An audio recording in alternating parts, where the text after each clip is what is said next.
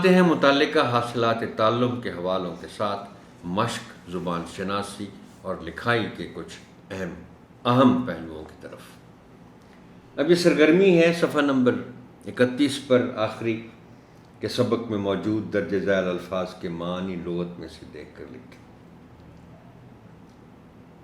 یہ تو آپ لکھوا لیں، لیکن اس کو ایک موقع جانتے ہوئے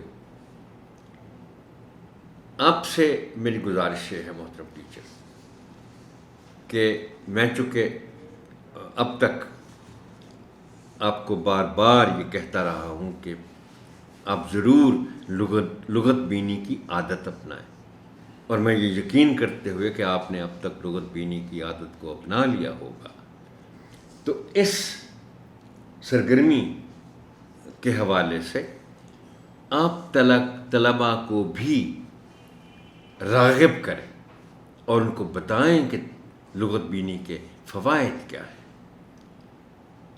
اگرچہ سرگرمی کا حاصل تعلم یہ ہے کہ طلباء لغت میں الف بائے ترتیب سے الفاظ کے معنی تلاش کریں۔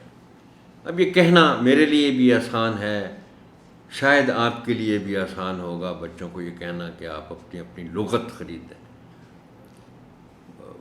لیکن یہ رجحان ہے نہیں۔ پھر بھی چند بچے بھی خرید لیں گے تو بڑی بات ہے۔ آپ بچوں کو لغت بینی کے فوائد ضرور بتائیے گا، نہ صرف فوائد بلکہ آسانیاں کیا ہیں، لغت بینی کے نتیجے میں ہمیں کیا آسانیاں ملتی ہیں الفاظ کے مختلف پہلو دیکھنے میں۔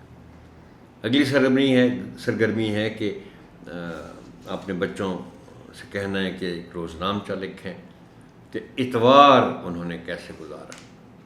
یہ صفحہ 33 پر آپ اس کا حاصل تعلم ہے کہ طلباء اپنی سرگرمیوں کا روزنامچہ لکھ سکیں۔ آپ بچوں کو بتائیں کہ روزنامچہ یا ڈائری، فرق تو ہے لیکن زیادہ نہیں، آپ طلباء کی رہنمائی کریں کہ روزنامچہ لکھنا کیسے ہے، ضروری بات جس کو وہ یاد رکھنا چاہیں۔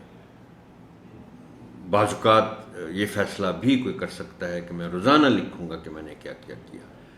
ڈائری میں یہ گنجائش ہوتی ہے کہ آپ نے کوئی خاص واقعہ، کوئی خاص آپ کے احساسات کو لکھنے ہیں، مشاہدات لکھنے ہیں، تو آپ بیچ میں سے کچھ دنوں کو چھوڑ کے بھی یہ مشاہدات لکھ سکتے ہیں۔ یہ سیشن جہاں تک ہی محترم ٹیچر، آپ کی سماعت کا شکریہ۔ اللہ حافظ و ناصر۔